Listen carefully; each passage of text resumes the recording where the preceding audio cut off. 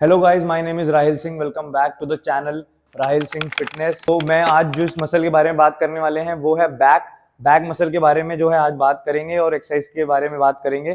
तो ये beginner series की जो है 4th एक्सरसाइज है। तो आप देख सकते हैं जाके प्लेलिस्ट में मेरे चैनल पे, और चैनल को सब्सक्राइब करना ना भूलें। और अगर आप मुझे फॉलो करना चाहते हैं मेरे इंस्टाग्राम चैनल पे, तो ये मेरा इंस्टाग्राम चैनल मैं यहाँ पे डाल दूंगा, आप देख सकते हैं और ज़रूर फॉलो करें। I will try to follow you back. और वहाँ पे जितनी भी सिनेमैटिक वीडियोस या जितने भी जिम का सारा जो है कंटेंट वहाँ पे पोस्ट होता है, तो आप मुझे ज़रूर फॉलो करिए मेरे इंस्टाग्राम चैनल पे। और नई नई वीडियो देखने के लिए यूट्यूब पे बेल आइकन दबाएं और सब्सक्राइब करना ना भूलें। तो आज हम बात करेंगे muscle anatomy, back muscle anatomy के बारे में कि बैक में कौन कौन सी मसल है। क्विकली मैं आपको समझा देता हूँ मेजर मसल्स जो होती हैं बैक में। तो बहुत सारे लोगों ने सुना होगा ट्रेपीजियस, ट्रैप्स जिन्हें हम बोलते हैं। ट्रैप्स लोग ज्यादातर शोल्डर की मसल समझते हैं, पर असल में वो बैक की एक मसल है। ट्रेपीजियस ये होता है हमारा, ये ट्रेपीजियस थोड़ा नीचे तक होता है, ये ट्रेपीजियस है हमारा। फिर ट्रेपीजियस के नीचे आता है आपका रोम्बॉइड मेजर एंड माइनर, है ना। फिर उसके बाद आता है आपका सबसे नीचे यहाँ पे लेटिमस डॉर्सी।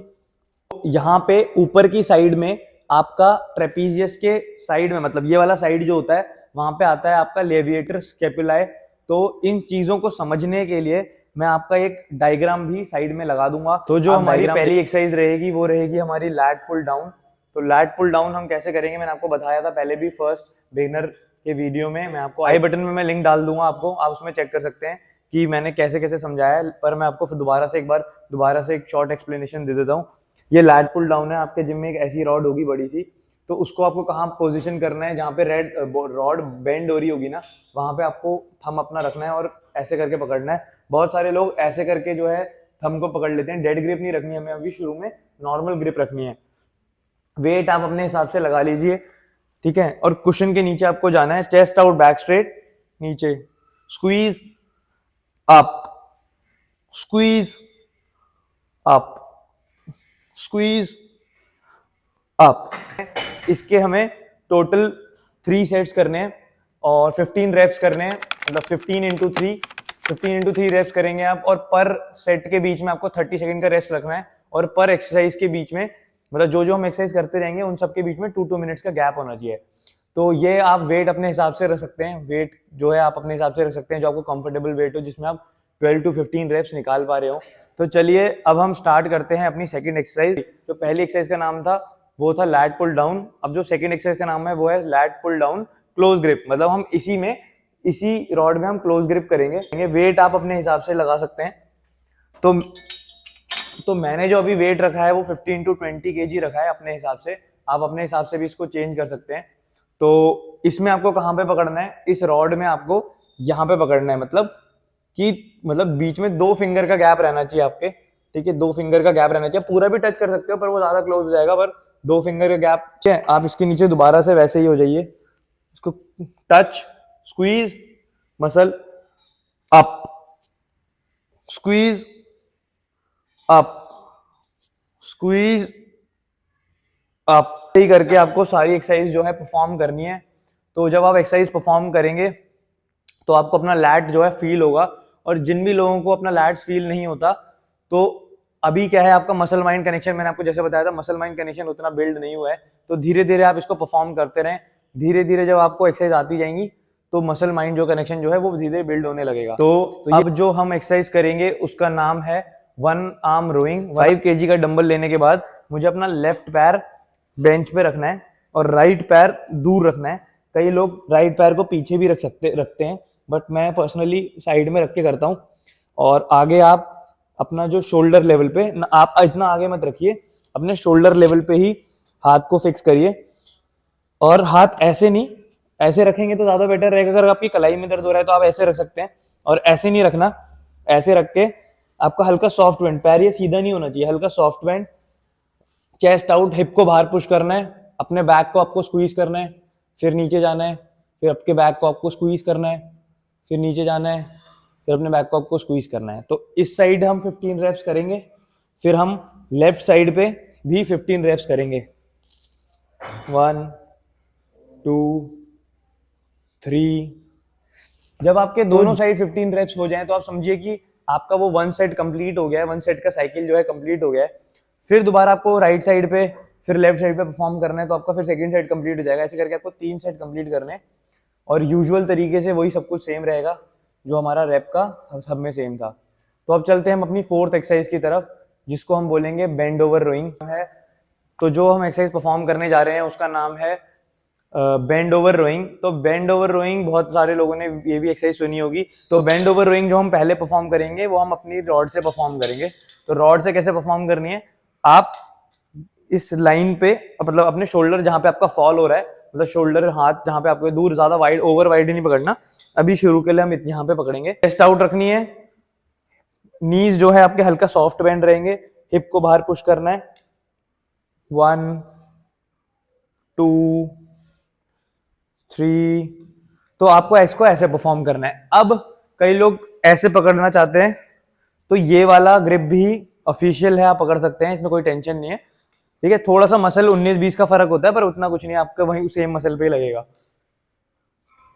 1 2 3 4। आप अभी बेसिकली एक्सरसाइज सीखने पे ध्यान दीजिए।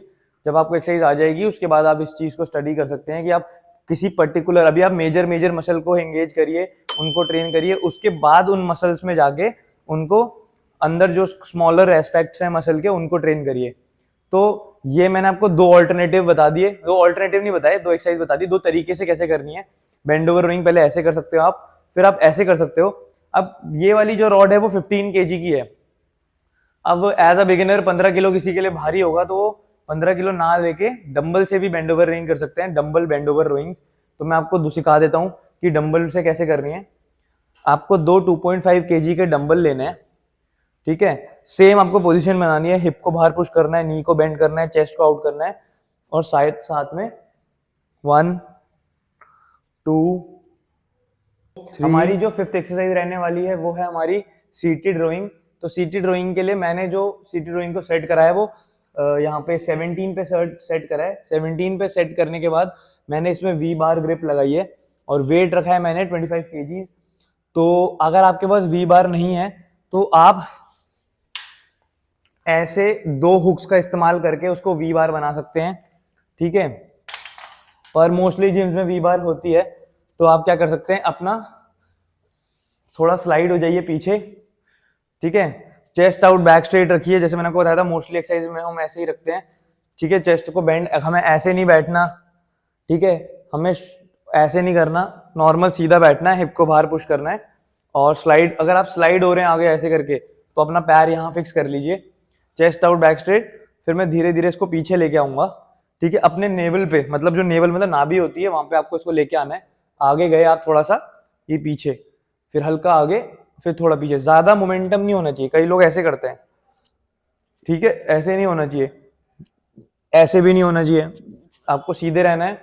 आगे ले गए, स्क्वीज करा, आगे ले गए, स्क्वीज करा, आगे ले गए, स्क्वीज करा। तो सेम रेप रेंज रहेगा हमारा, सेम सेट्स रहेंगे और वेट अपने हिसाब से ऊपर नीचे कर सकते हैं। तो ये हो गई थी हमारी 5th एक्सरसाइज। हम चलते हैं 6th एक्सरसाइज की तरफ। तो जो हम बात करेंगे वो करेंगे हम डेडलिफ्ट के बारे में।